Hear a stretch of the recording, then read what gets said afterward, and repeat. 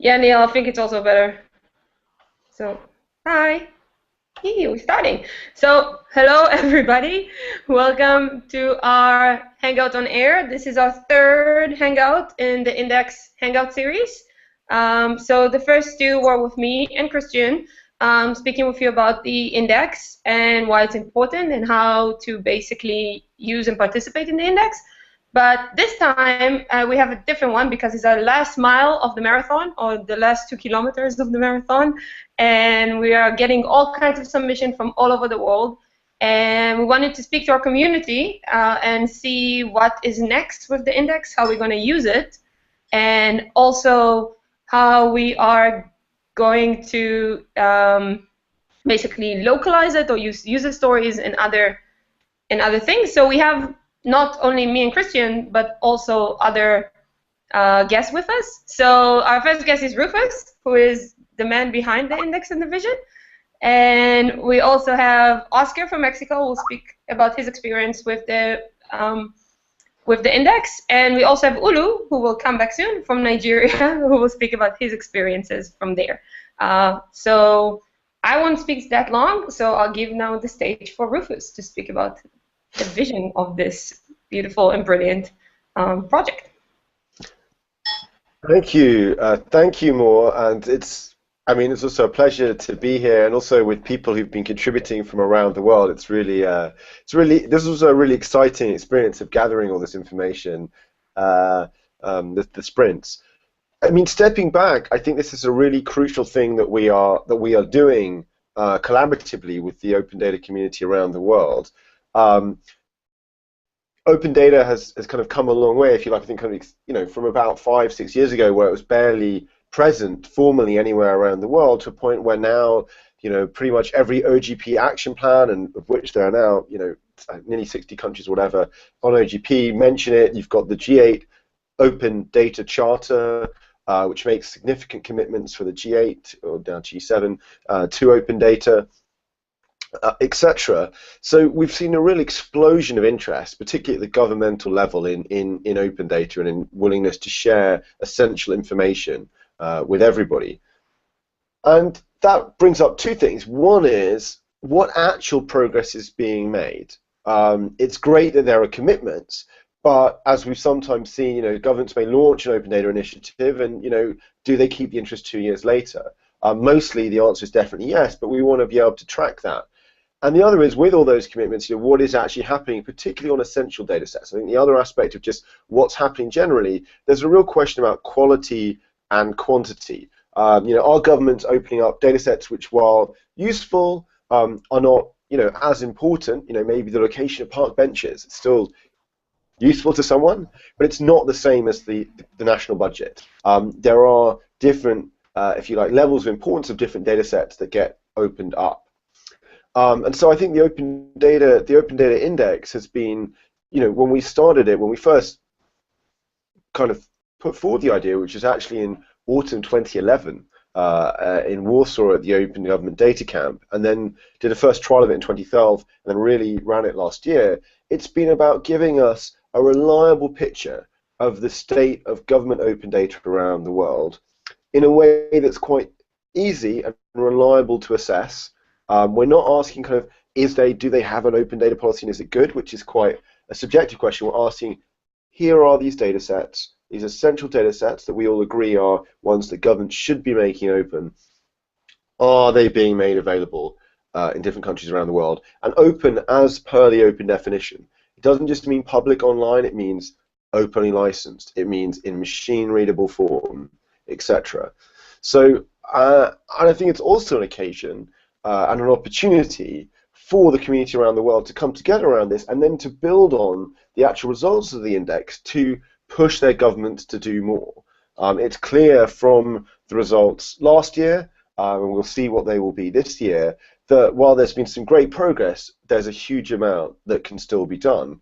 And one of the other things I think we'll be coming to, we didn't do it this year, but we'll almost be certainly doing it next year, is adding data sets to the index. This year we've kept it at the 10 original, but there are other data sets that we could definitely think that should be in there, like contracts, for example, We've seen a lot of development this year with the Open Contracting Partnership. It's clear that government should be making public who they pay money to when they have government contracts, for example. That should be information that is open, it's available to everyone. So I think that, for me, wraps up, if you like, the simple purpose of tracking the state of open government data and open data, and of also enabling us to use that to drive change by encouraging people to emulate their best peers.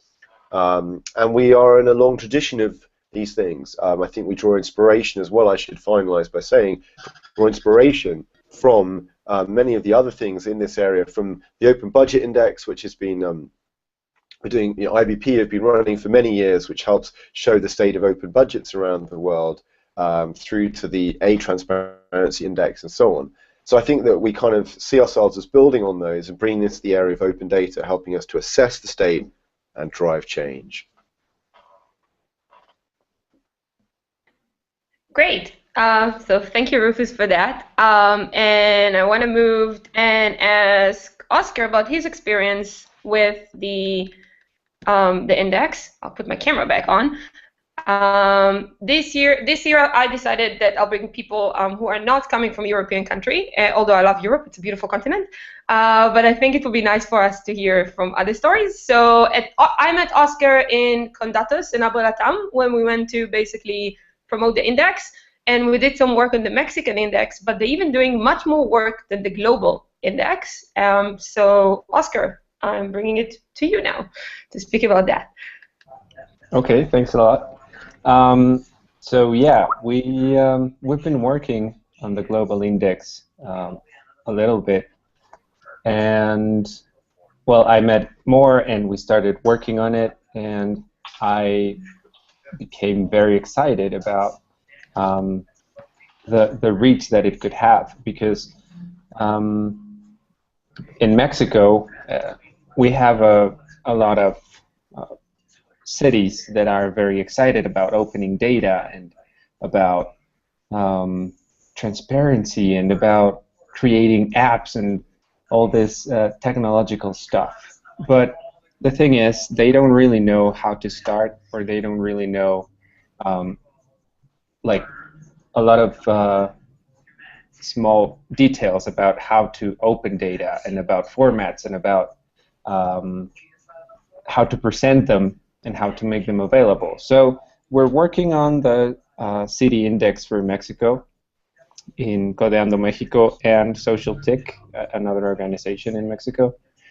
And what we basically want to do is see how each city is doing, at least with the main data sets that the census has established. And from there, start creating like an agenda for each city, and say, okay, you have, if you don't know how to start, you can start by this, that are like very basic, very important subjects on transparency and on accountability about how your city should be doing.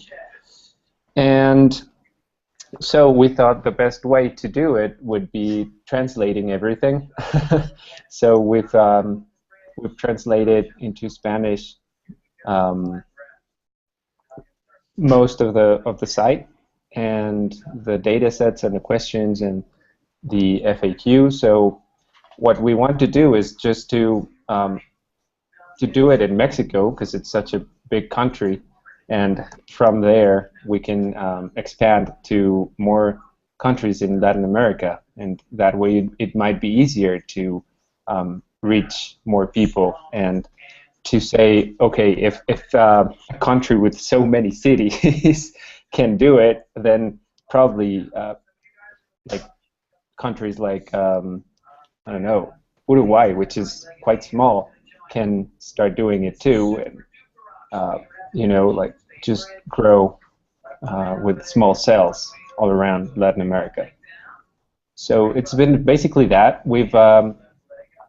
It's funny too, because we have like the major cities, but people especially in the north, where some of our team is, have been focusing on small cities, and so you can see like the status of open data in very small cities, and it's very interesting that people in very small cities that you wouldn't really think about when you think about Mexico are like working on the census and are really trying to like establish this goals with, well, they will start establishing this goal with the government there.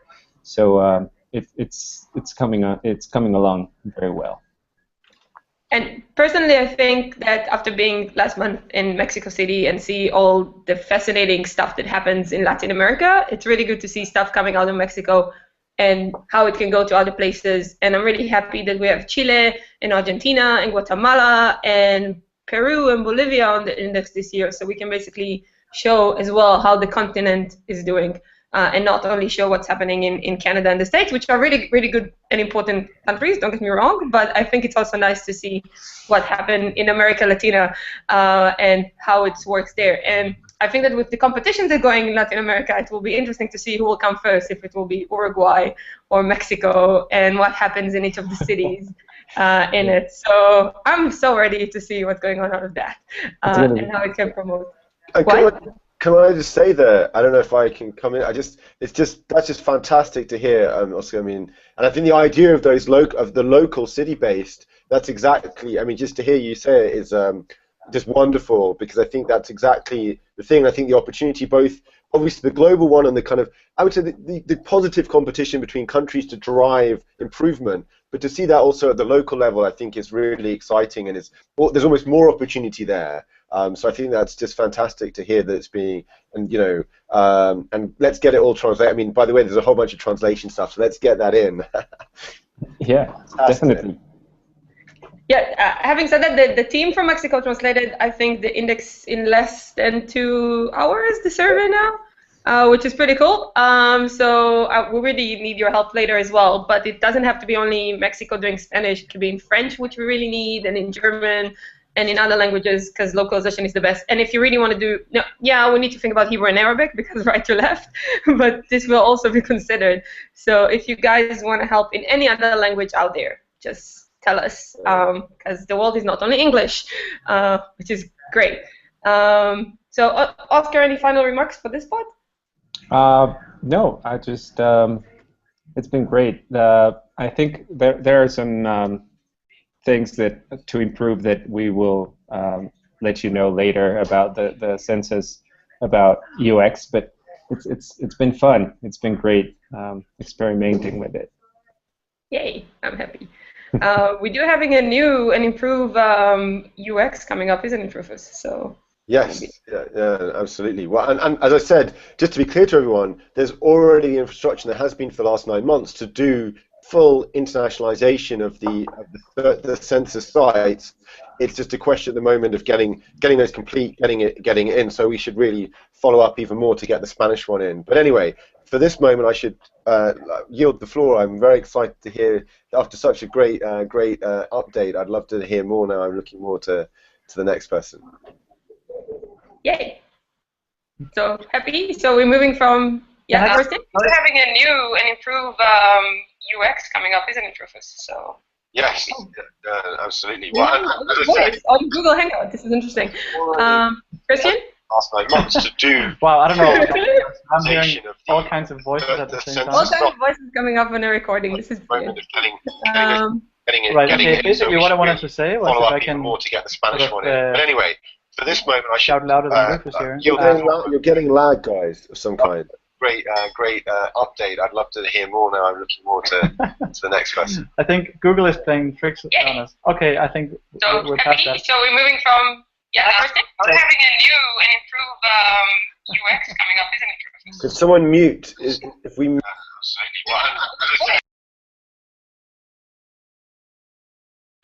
Okay, so it's Christian then. It's the OKFN account. Brilliant. Sorry about that. It happens. Christian, try to unmute now. Christian, you still on mute? Try to not mute. Or no. Well, Okay. I would move on and Yeah, we'll move to Ulu and then we'll go back to Christian. So moving from Latin American really weird recording into Nigeria and speak to Ulu, who took part in the index as well. So I wanted Ulu to tell us what was his experience and why he thinks the global census is good, or global index. Sorry, Ulu, the floor is yours. Can I just jump in real quick and just make a note to Yeah. say to everyone listening and viewing that if you have questions, just pop them into the chat. That's what I wanted to say just before, and then we'll respond to them in the call. That's all. Thanks, Ulu. You go ahead. It's working. Go, Ulu. Yeah, okay. Thanks, everyone. Um, it's it's a pleasure being with you on the Hangout. I think this is my second year on the yeah, leading the African country on the index. It's quite on the. I think it's very pretty cool. Yeah, that's very critical to forward for NGOs and civil society organizations in putting pressure on governments on transparency and accountability. It's something we've been looking forward to, and I think it throws much light on where we're supposed to direct advocacy to. Looking at Mexico, that is doing the city one, I think we are far from there because the government takes the leads on most of this initiative. So and they've started the campaign for open data or opening the data itself is really, it shows it's working. Although this is not where we're supposed to be as a very large country and the giant of Africa. So the government is really, and people looking towards the government, we need to put much pressure using the index. And just like I was saying before we started, there's as well, just like with them and striking the government, we need to do much more. And yeah,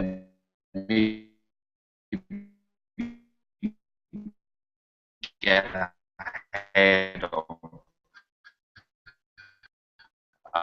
every other country. But good, we just always come together and look at this census and use it as well in getting at the state government, because that's the other that census. Just try a little bit. We see the index as just like the Human Development Index, but a microcosm of what the HDI does. It's the data part that throws much light on what the government is doing and what is getting at people. And I think the other good part of it is, the links that are available on the index. Most of us don't know that this kind of data exists as well. But it seems the index itself is making those links available on where people can get the data. That seems fascinating for me. But all in all, working on the Nigerian index, I found that government institutions don't know how to get an open license for some of their data. And maybe if you know this, that we always define open data at the first level as a machine readable kind of data, but definition is still different, and we feel it's still a first step. Getting it as PDF, it's the first level of advocacy. Then we can move on to the second level and say, no, can we get some of this data as XLS and make it downloadable? So all in all, it's a great experience walking around the global index, and yeah, we feel we will do a whole lot of advocacy around this, and yeah, make government telling them what was available, see much more data, like the mapping data that is not there, it's not open. Hopefully by next year it should be on, and I know, yeah, most of the other organizations too will do that. Thank you. Great, Olu. Thank you for telling us about your experience. It was a bit breaking, and I think it's also a sign why we need a better fiber optic and internet around the sub-Saharan continent. Yes, That is really, really important. I know. I have to say as well that a lot of African countries that try to submit to the census had a problem with a lot of internet and disconnections and electricity. So I'm really, my heart is going to all of you guys of actually submitting in time and doing the effort to do it.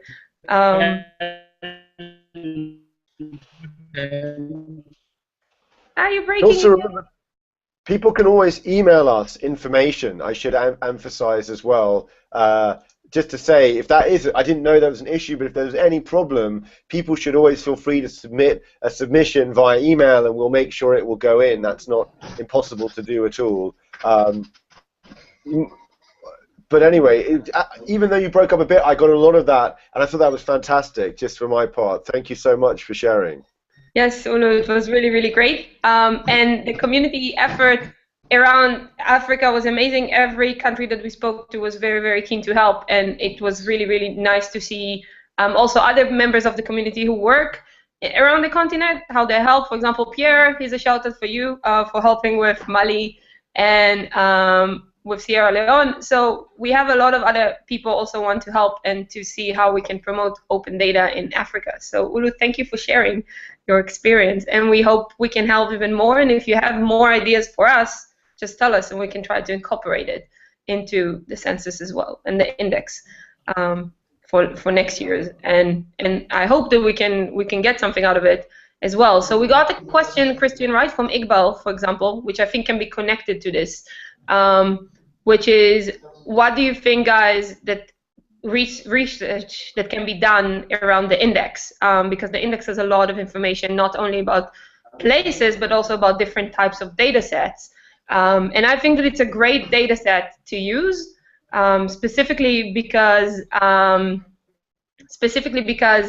the way we're doing it is trying to get as much country as we can. And although we're doing it on a crowdsourced way, I think we do try to make it really reliable so it can be basically measured and help to create all kinds of models. I, for example, use it in my own research in Oxford to basically compare between like government and society, and how if a country is open, so for example, how is that connected to civil society around it? But I think that there's a lot more to be looked at, not only on a comparative country levels, but also, for example, what are the data sets that are most open? Why, for example, if you look at the index today, you can see transport table, for example, which we found that some places have, for example, Israel or the States, and some places don't, like Canada and places in Africa. So it will be interesting to look at all of these data sets on a comparative point of view and see why some are more open than others, for example. Any other idea, guys, that you have? I have a thought there as well. Just to explain, I think there's also a quick key to mention, which is obviously it's a collaborative effort to often source the data, but we also do quite a lot with experts from around the world to check and ensure that the information we get is correct. I mean, because often some of these things, even when people are quite knowledgeable, there are some subtleties. What exactly constitutes an open license from government, for example? So we do complement those two aspects of everyone contributing, but also depending on people like Oludis and others, Olu, from around the world who are experts in this area to help us make sure that we also have comparative and very reliable information. I also would make that point, I think, that Mor was making, which is there's a real opportunity to do more with the data. We actually did some work with a precursor to the index a couple of years ago with some economists, regressing against Human Development Index and looking at other things. So I think there's quite an opportunity to use the data that is collected in interesting and innovative ways by comparing it with other data sets and so on. So there we are. Yes. Cool. Yes, so this was for this question. Anyone else with ideas? No? I want to say something. Go for it. We can hear you loud and clear. Yeah, okay. I wanted to say, Rufus, is it possible to have this as a paper document as well? Not a large one like you have the HDI, but something like a 4-pager that can be shared, because I think that still works in some of our communities in It works everywhere. Nigeria. Okay, perfect. Let me just say that works everywhere, not just. Don't you worry. That's just as true here. You know, I would imagine, and certainly in the US, but any countries. So absolutely, it's a great idea, and really essential. And it's more of a question of something that just slotting that in to kind of produce that written summary version out of it. So I think that's a great. It's a suggestion we've had, and it's one of just at the moment actually just. In the pace of things that we get done as we come through to getting the index together, it's just something we should add to the list. And I also encourage, by the way, we love volunteer contributions. If there's anyone who's interested in mocking up a PDF version, we could definitely help and even get people early access maybe to the confidential results before they go live. Yes, that would be great. Big plus. Yes, so there's a lot of other stuff as well to do. So in the community Etherpad, which we'll put a link to it on our Google wall there, you can actually see a lot of ideas that come for research. You can also see a lot of ideas for visualization and also for advocacy, because one of the main reasons we did it in the first place was to create advocacy. For example, I don't know if you know, but most of the spending data is not available in most countries. And in Israel, we use that as an excuse, for example. To open this kind of data, to say we want it to be open. So I think that there's a lot of ideas that we can do and to basically promote it. And because this is the last 2 kilometers, there's a lot of countries out there who contributed a lot, but there's a lot more that we need.